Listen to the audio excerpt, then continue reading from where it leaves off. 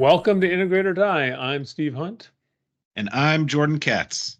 So we spoke with Michael Grimm of Ingentus today, and Ingentus is a company that makes technology for really surfacing, using, visualizing data related to people, but also going beyond people to as well as financial data and operational data.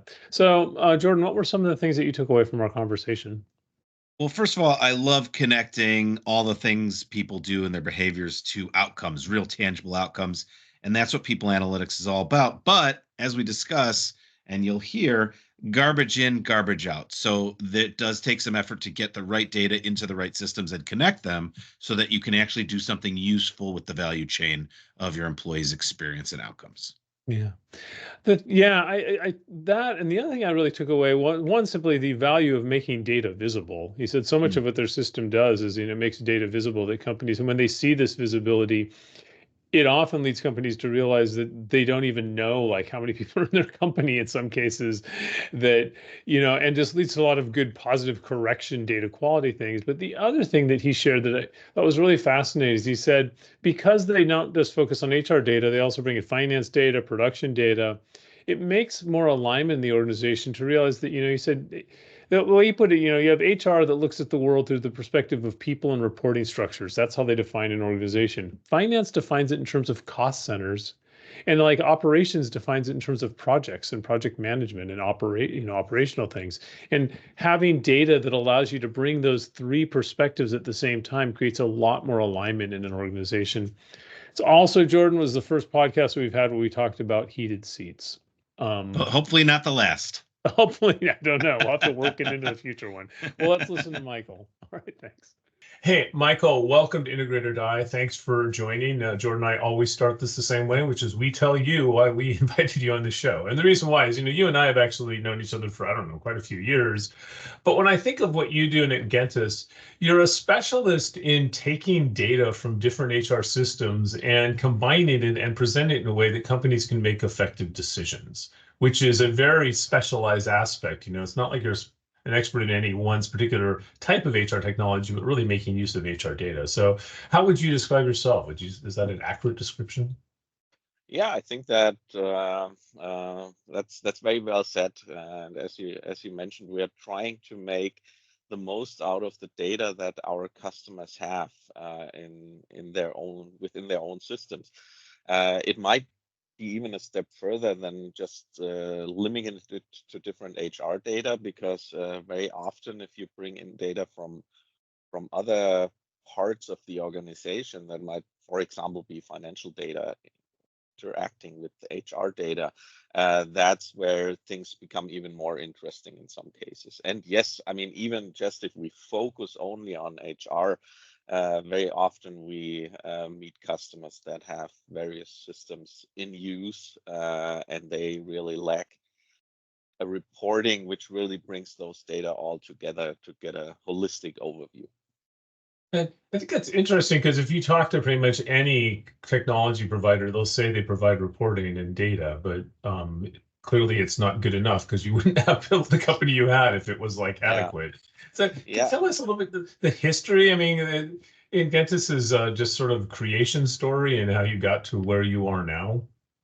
Yeah, happy to do so. I mean, we started the company in 1997, headquartered in Germany. And at the beginning, we were more like a software workshop kind of thing. So we developed all sorts of software solutions. But very soon in our history, we started to get a few projects within the HR space. And that's where we started our most successful product in Gentis Org Manager, to simply visualize organizational structures. That's where we come from. That's how it all started. And certainly with a certain amount of SAP background, because especially back then in Central Europe, or especially in Germany, everything HR was about SAP. But right from the beginning, we decided not to really focus on that too much, because we saw other systems on the market, and we said, okay, let's keep this open, because it just made more sense to us to say, if we have this knowledge in a certain area, let's don't tie ourselves to one technology. Let's be as open as possible so that it really makes most sense for our customers. Yeah, and starting from that, that's where it all evolved. And being a very small company at this point in time, but with a very specific, with a very focused product, we also got first bigger clients, also international clients, very early in our history. And I think this really helped a lot to evolve where Ingentis is right now. Yeah, sort of by having the global, I think that's a really key point, that global forces you to stretch your brain more. It's very easy to kind of think companies operate one way, and especially when it comes to reporting and data, there's, I mean, like legal regulations and things like that. So I'm gonna ask a question that I'm sure like every person out there is wondering right now. What does Ingentis mean? Ingentis actually comes from a Latin word. We were looking at a noun at the beginning, which was ingenium, and I mean this comes from genius and things like that. And as you might know, Latin, you always have a lot of meanings around words, and but this was already a trademark, and so we had to look for something else. And so we came up with Ingentis in the end. And it means, like I said, a lot of different meanings, but it also holds like creativity, even out of this world. And so we just like the direction that meanings were going. And we thought already back then, lucky enough that we said, okay, it works well also in English, so why not, even though we didn't think about that at the beginning when we founded Ingentis, but I think we were lucky enough to pick a name which works very well globally. I love it. I love that it has Latin roots. I love that it has a reason too. It doesn't mean it wasn't just in the fact that plus nobody knows what it means, so you can decide what it means at the time. Different customers, it means different things. So one of the questions when you look at this, because you say, you've been at this for a long time, what is a technology that you guys have seen, functionality that, you provided that's widely available that still blows your mind that I can't believe everyone doesn't use this? Like when it comes to like technology around understanding data, is there anything that you're like sort of surprised whenever you go into a customer and you're like, why are you guys not doing this? That's a good question. And yes, I'm surprised very often when we talk to new customers, and very often I'm surprised. Unfortunately, it's not a good surprise. I have to say it's data quality. So no matter what systems customers are using, and I mean what we are doing is we bring data to life. We visualize what's out there or what's in their systems, and very often we come across the situation that customers say, oh my God, this is or I came across situations where a customer or a prospect was saying, when we did like a proof of concept for them, and said, no, this is your system is doing this wrong, this is wrong data. And we say, guys, that's not on us, that's on you. We just show you what's in your data, and they didn't even know the data quality they had in their own systems. And this is still, I mean, this was like maybe 15 years ago, but even today, I think it has improved for sure, but not to a level where I would say we are where we could be in organizations. Using the technology that we have is still, if you feed this technology with wrong data or with low quality data, you're still in trouble.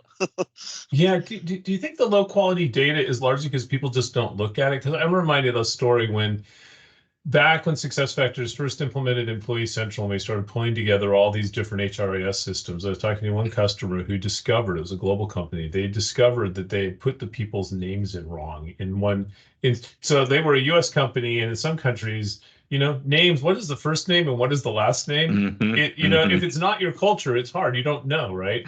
And so they actually had a bunch of employees that their names had been put in the wrong way. And the employees didn't really care because no one ever looked at the data. And so we looked at it, and the employees actually could see how their names are entered. And they're like, hey, you've got our names wrong in your core HR system.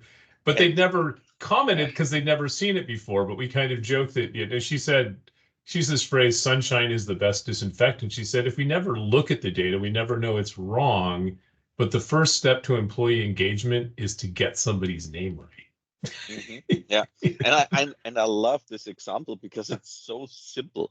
I mean, that's the most basic information for HR, the name of a person. And even there, things like that still happen. And that's exactly what I'm talking about.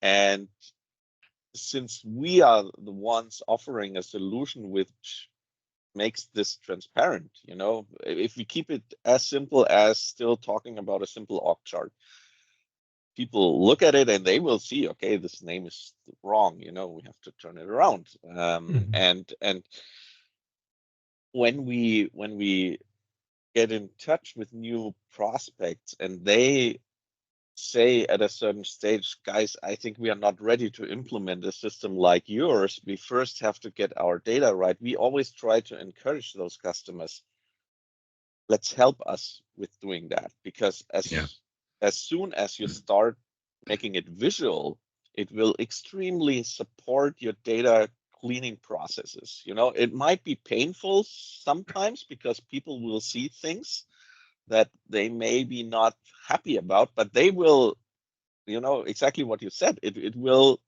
come to the light and they will realize it, and then you can start working on it. As long as you don't even know that there's a problem, it's not going to get better. It's also, anytime you have a problem, both personally and at work, it's nice to have someone who can be a partner to you, right? You're not alone in this. And ever since I began my career, we've had garbage in, garbage out conversations about data. And it's, 24 years later, and we're still having the same conversation. But I feel like the tools have gotten significantly better to do things in an automated way. Now, my question for you is, take it on the flip side. For companies that have good to excellent data and lots of different sources to source from, what are some of the things that you've done that have been, let's say, more on the sophisticated, impactful end of things? What's a good example? We had some bad examples just now. Okay. Make us feel better about things. Makes sense. I'm usually the bad example guy, so let's flip it. I'm going to be racist. Okay. Yeah, if you have high quality data in different systems, the challenge very often is you have silos. This is still the case. I mean, there are systems which do a better job, others which might not do such a great job, but mostly with customers we are talking to, they are very happy about to hear that we are not tied to their core HR system only, but they might say, okay, we have a different talent solution for some reason, and can you also bring in data? Or then we say, okay, yeah, why not? Let's bring in data from this as well. And this is very often customers are very surprised. So, oh, you can do that, and I say, yeah, you can bring in data from 5 different data sources if you like. And this is really, I think, where we have achieved a lot of good outcomes for customers, which are very relevant to them, even going to an extent where they said, you do such a good job bringing those data together, can you just do an export from that? We don't even need the visualization, but you already do such a good job bringing those data together, visualizing it, but can you also do the export so that we can use it again for another purpose system or whatever? So, which is totally not our focus, or which is totally not our intention to do this type of thing. But at some point, we actually improved our exporting capabilities, and customers love it because while our system is already gathering all the data, they can maybe have another system attached to it or use it for whatever other purposes. I think you just raised a really key point. I thought about this, there's an expertise in pulling data in from different systems by itself, and the fact that sort of a core competency that you're never going to have in a single vendor that's providing the application, because they're naturally going to focus on their own system as opposed to developing a capability to pull across systems. It's funny, it reminds me of. Go ahead. Yeah, I think this is part of our success and why we are still out there. Because if you look back, and if we still keep it very simple, just thinking about org charting. I mean, we meanwhile have Mhm. outgrown this kind of functionality, more being on a general data visualization and modeling side of things. But still, we can, to keep it simple, let's talk about org charting only. Yeah. 20 years ago, HR systems, some had it very, very rudimental, others didn't have it at all. And there you had an org charting system which was there to visualize the data, which was great for the customers. But meanwhile, 20 years later, all HR systems have some sort of visualization of their organizational Mhm. structures built in.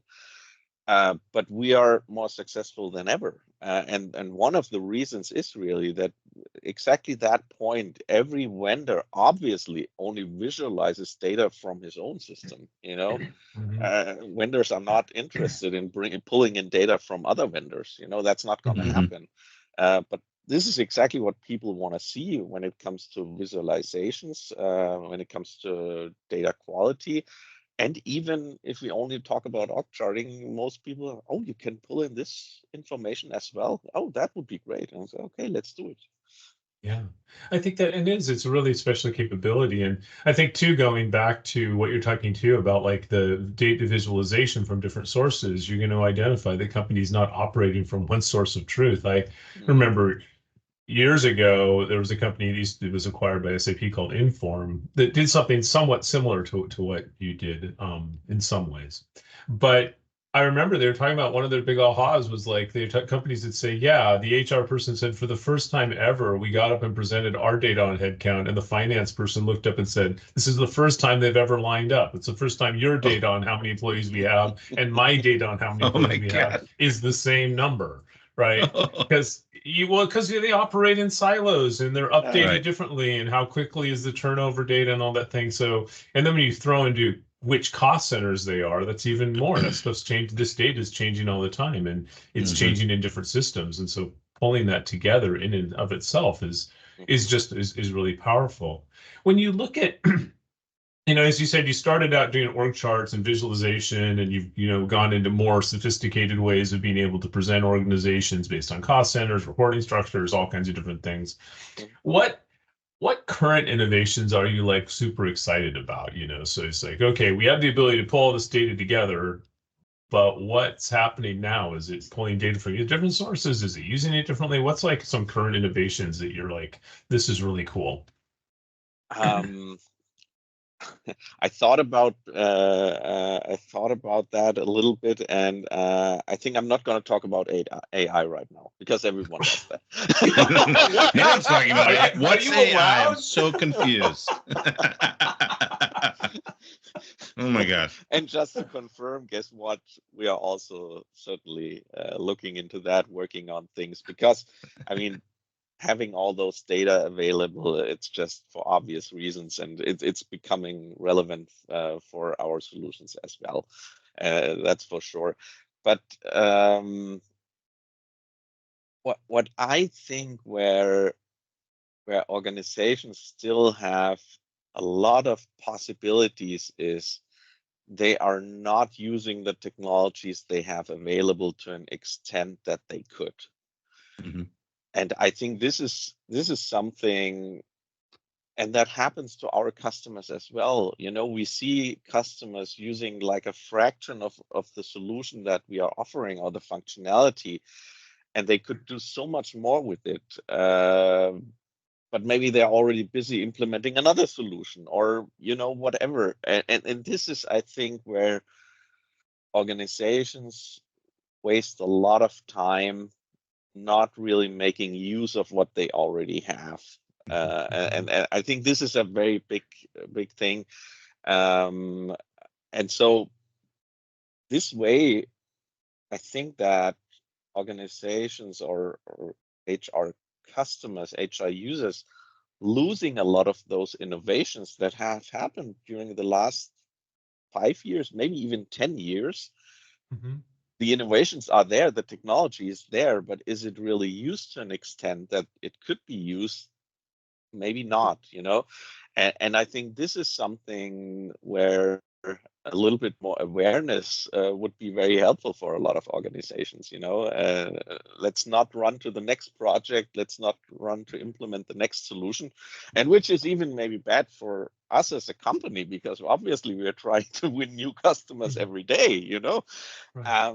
But I think this is something where people, or where HR people should look at, what do we already have and how do we actually use it right now. So how do you look at, I think that's a really interesting observation. So how do you see like technology and the work that you're doing actually helping customers find these areas where it's like, look, you're not utilizing, whether it's you're not utilizing data that would help you enable better decisions, or you're not utilizing solutions. Yeah. So how do you see data and technology helping customers understand? Because I think lots of times, like I have actually had conversations with customers that said we didn't even know we own this. Because often what happens is, somebody will buy a solution, a different person will deploy it, maybe sometimes they don't even work for the company, then somebody else will leave, then there's turnover in the company, and then it's like, oh, we didn't even know we had this solution, which is not good for the customer. It's also not good for the vendor, because then they're like, well, we're not going to renew it if we're not using it. So are you seeing some innovations that are helping customers get a better sense of where are we underutilizing what we already have? To be honest, I haven't seen a technology which is really doing a great job there, and I'm not even sure if technology is the solution to this problem. I'm not so sure about that, because I mean, if we would have a way to show our customers what our solution is capable of in their daily use or something, I think we would have tried to do some, but we don't. Our technology is not doing a good job to help us there. We are trying to encourage our people that are in touch with the customer, customer success consulting, whatever, trying to encourage them to, again, encourage the customer to take a look at the possibilities they have. But that's a challenge. I mean, that's a challenge. And to be honest, I wouldn't be able to think about a way in our technology how we could code something that actually helps the customer then to get this awareness, because yes, we are a very focused solution, but on the other hand, we visualize data, and how can the software know what the customer might have, or what problem the customer might have at this point in time, so that the software could tell them, hey, have you actually considered this as a solution, which would be great, but maybe AI will bring us into such a direction, Right now, at least we, with our solution, we are not there yet.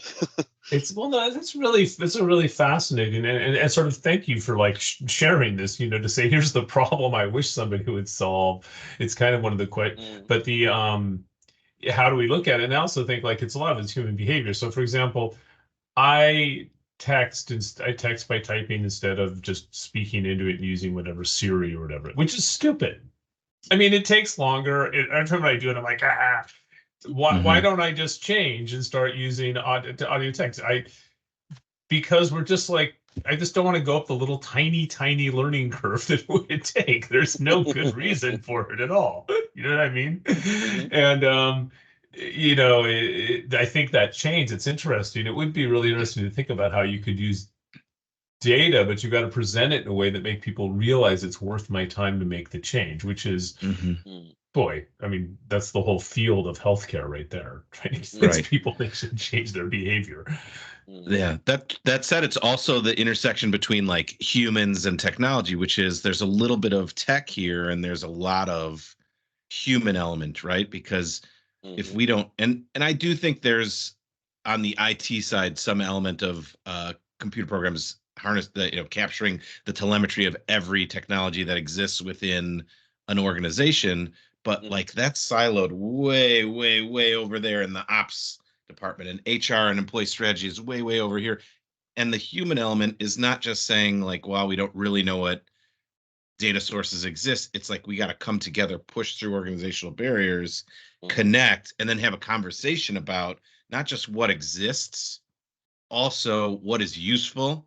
And then also we got to bring in legal to review all those bill of materials, because when I was at Qualtrics and we were at, SAP, there were times when things were on bill of materials and they were underutilized, and we needed great advisory to push through and say, hey, you should use this. But also internal to the organization, they have to say what's even available. It's like having a car and not really knowing some of the like, I don't know that I have heated seats and cooled seats and it's the summer and I'm getting hot, and if I just push that one button, I'd feel relief. I have a That's right. Go ahead. I got to share a really funny story just about heated seats and not knowing how to them. A friend of mine, this was back when they first brought heated seats out, like in the 90s. His brother-in-law had bought a Saab. I'm dating Nice. myself. I'm using a Saab. And this is in Ohio in the summer, and he was borrowing his brother-in-law's Saab, and he hit the heated seats accidentally. He didn't even know they had them. And next thing you know, he thought he was feverish. He's like, do I have internal bleeding? What's going on? That's amazing. See, that's what thank you for bringing around to HR tech to real life. Like, know whether you have heated seats or not and what button to press. And then you can bring the data together and make great strategic decisions. But bringing it back to engage on what you're doing, Michael, this is, by the way, I think that's the farthest afield we've gone in a little example in our podcast. Yeah. You just wait. More shows are coming. Like you mentioned one of the things early on, which is something I've always been passionate about, which is you're linking HR data to non-HR data, like financial data, because you can pull from different systems. And I think this kind of gets at one thing of the data thing. I've always been amazed at how many companies make decisions about the workforce or about the business without looking at the data about people. So like, oh, look, our sales is going down in this region, and they start speculating on all these things without thinking, well, maybe it has something to do with the capabilities of our salespeople, right? But they don't make that link. They don't tie that together. And I think that's kind of your point. Why didn't these as data? I'm really curious, how have you seen your ability to pull data from different systems outside of the HR system and combine it with HR systems? Have you seen that have a real movement on organizations? Like, what is the argument that you've seen that people should do more of this? Do you have any good stories?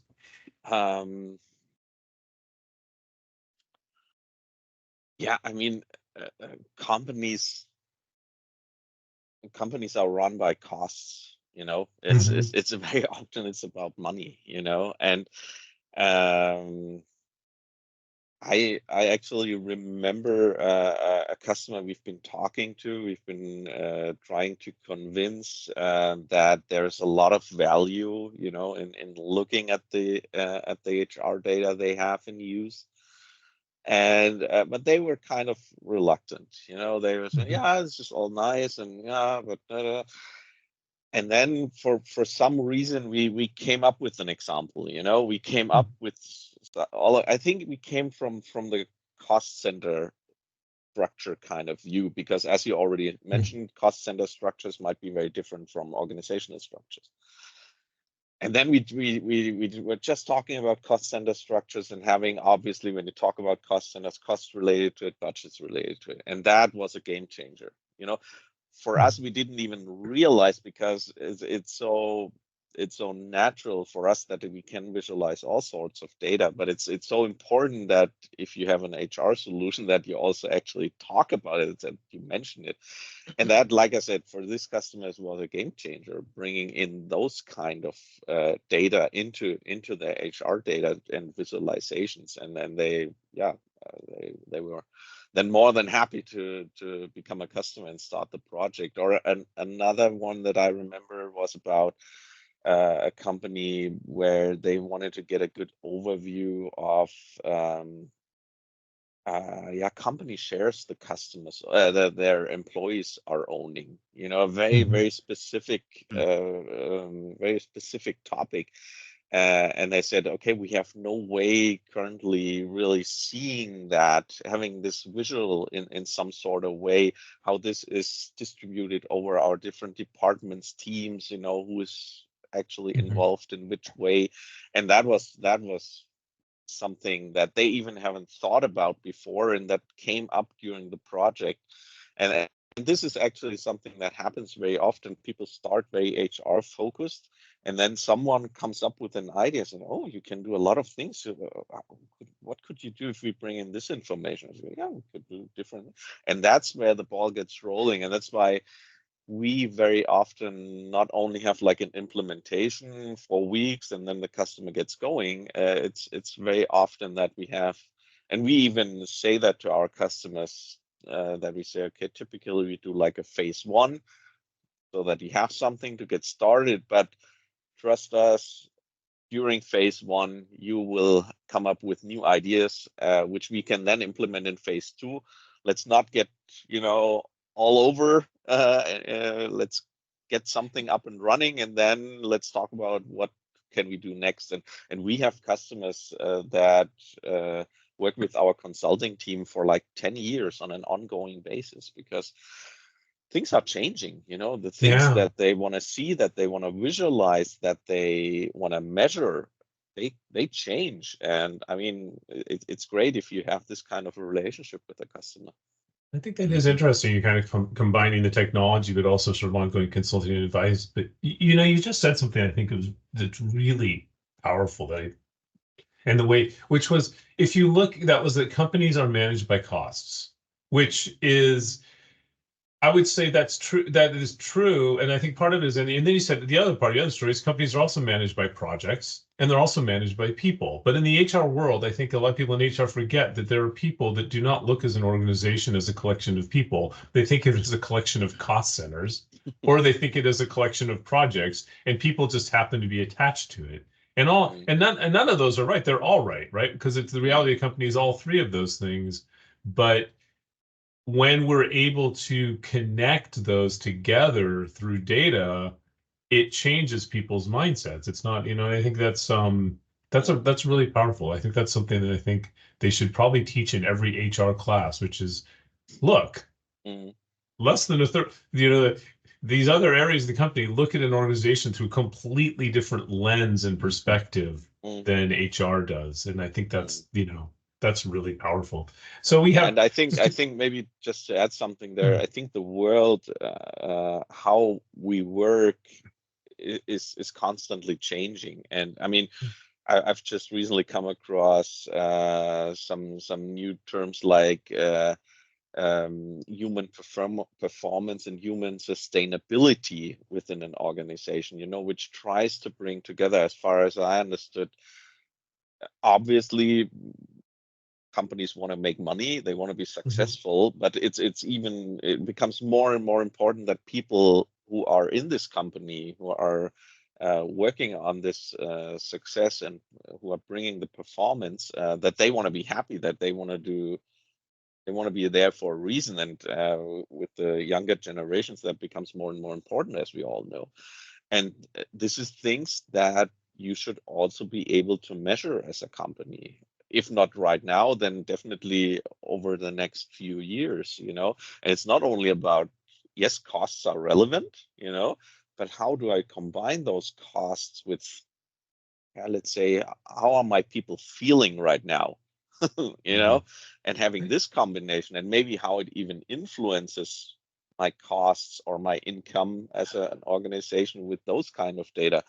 I think there's when you a lot see out there. When you see sort of the real sort of either company failures or horrific things, it's when these three things get out of line. So sometimes if companies put too much on, we need to build a workforce, but they don't think about project and cost, and you get these restructurings going up and down. But the flip side, if you focus too much on cost, right, it burns people out. So I think it's that balance. And how can we possibly achieve that balance if the people in each of these areas aren't looking at all three kinds of data? But as your point that you made earlier is the data in these things is from very different systems. And that pulling together the work that you've been focused. So you find it's a really fascinating area. So we have two more questions about things. One is the past failures and the wish list. So having been in this area for quite a while, when it comes to analytics and data and the focus you're on, what do you say is something that we tried, it didn't work, or we shouldn't try it, or something you'd say, this is something that we don't need, that doesn't work when it comes to using data to improve workforce management? Mm. I think one of the things that organizations shouldn't expect is that technology is able to solve all their problems. This is Mhm. this is something which is, I think, very, very important, because I've seen, we have been with customers who started on HR system X, they switched to HR system Y, they kept us in place because, again, you don't care that much where the data come from. And yeah, it just didn't work out as they expected. And that might even be true for a solution like ours. Again, it will not solve certain problems because it just can't. Technology can only go that far. And especially when you introduce new technology, there's a lot of resistance. And I mean, you had the perfect example earlier, and I can see myself also that I have new technology that for some reason I don't like it. I stay where I am, if that makes sense or not. It's a fact. And if you implement new software solutions in companies, this is always something which we have seen. Even, like I said, we are not a core HR system. Our impact is not as big as for those systems. But still, if the implementation on a technology side of things works well, it doesn't mean that this will become an extremely successful and happy customer, because there's so many other things that you have to take care of, that you really need to get people involved and see the value of the solution is bringing to their daily work life. If you don't do that, it comes back to what you said, is then you end up with all these technologies that people don't use. And, I kind of like say, what I'm sadly hearing is that I can't just buy a new kind of exercise bike and lose weight. I actually have to get on it and ride. I'm just thinking about this right now. I'm sad. What about, and the last sort of technology question we like to ask is, when you look at the solutions that you're building, what is your wish list that someone else would build? You say, this would make what we're doing, like, we're never going to build this, but if somebody else built this, what we're doing would work a lot better. Yeah. What would be your wish list? What do you wish someone else would build? I mean, fortunately or unfortunately, I don't know, it brings me back to what we already have talked about.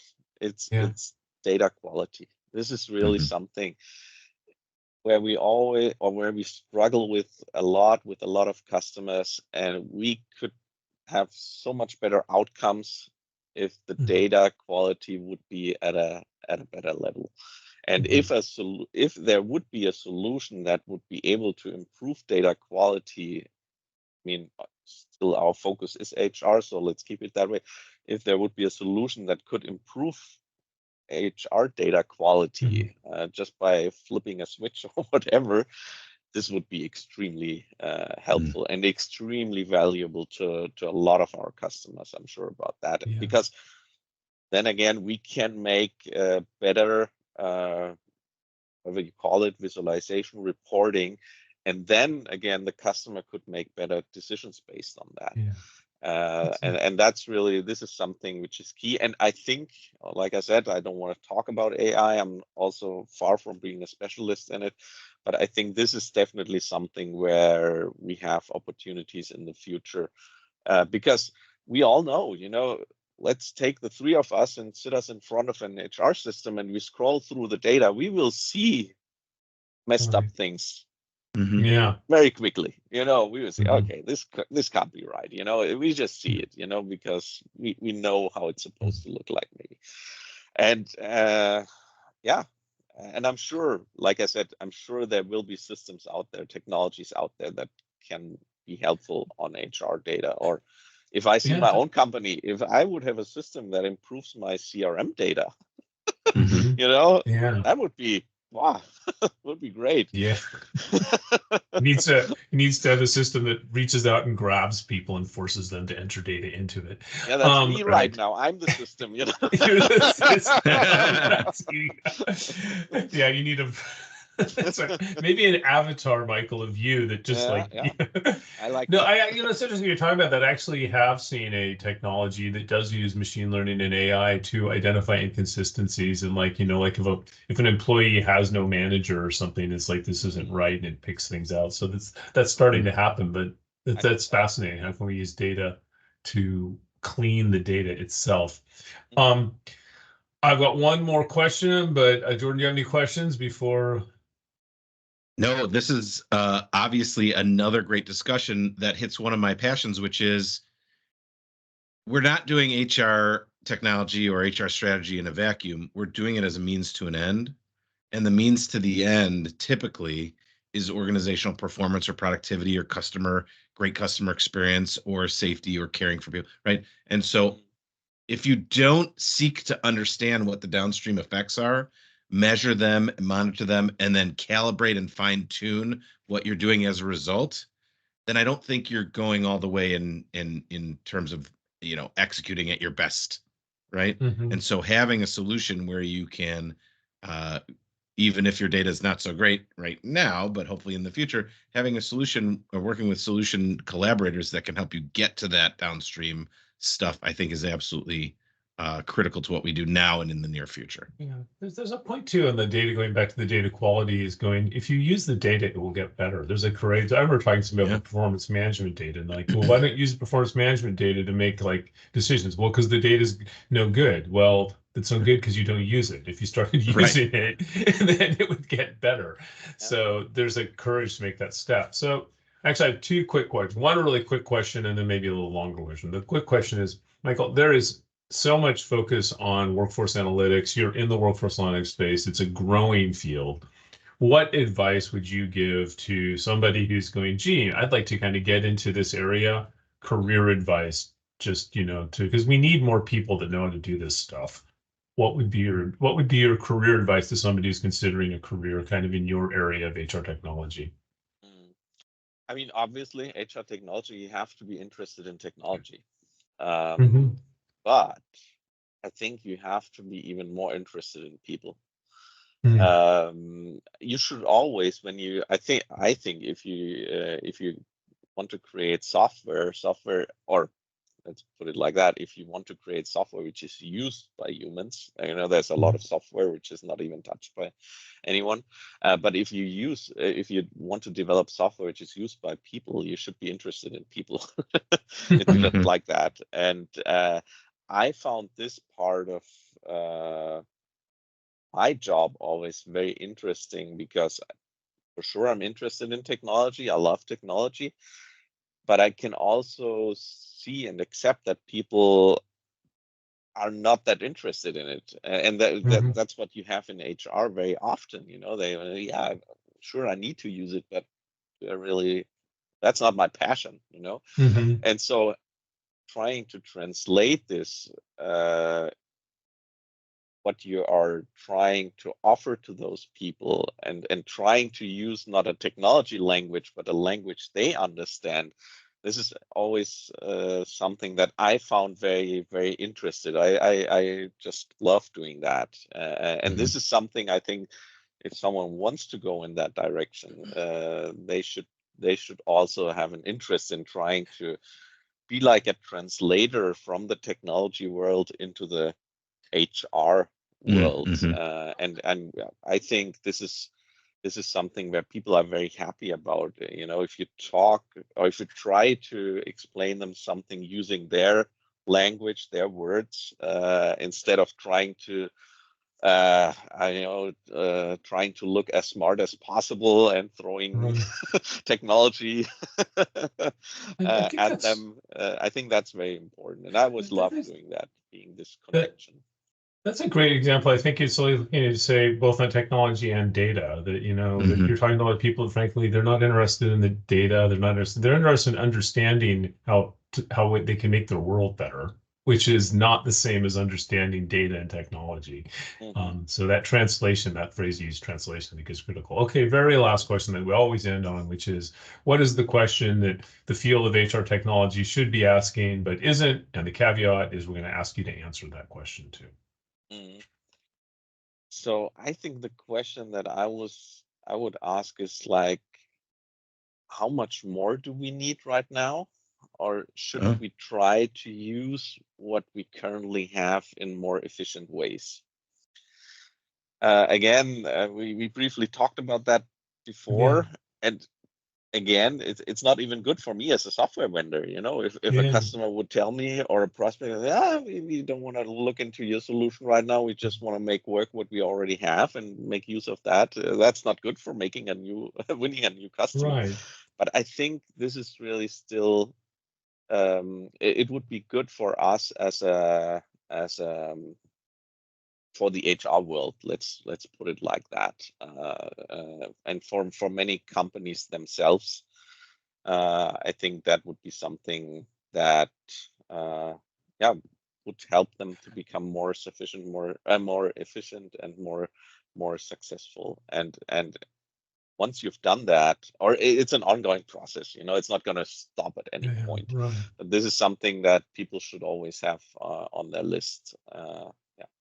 I think that's a great observation. I think, the good thing is about moving to software as a service and renewals, it does drive a lot more focus on adoption of our people using solutions, but I still don't think it's given nearly the level of attention that it should be. People always want to, including like product managers and marketers, they always want to talk about the new thing they created as opposed to what's the thing somebody else created 10 years ago that people should be using and aren't using. It's as a psychologist too, it's the same thing. I think that we should, in psychology, we should study a lot more about why don't people do what we know they should do than trying to discover some new thing. It's like wow. I think that's a good comparison. Yeah. Well, Michael, thank you so much for appearing at Integrate or Die. This was a fascinating discussion. Once again, I always say this, but this is why we did it. Jordan, I walked away with a bunch of insights that absolutely. I was amazed. I've been doing this for so long. Whenever somebody says something I hadn't thought of, I don't know if it's I'm always like, gee, I learned something today. Wow. And you know what? As your boss, you can take the rest of the day off with pay. Very good. That's right. You can. You need to build an avatar to remind all your salespeople to enter in their CRM data.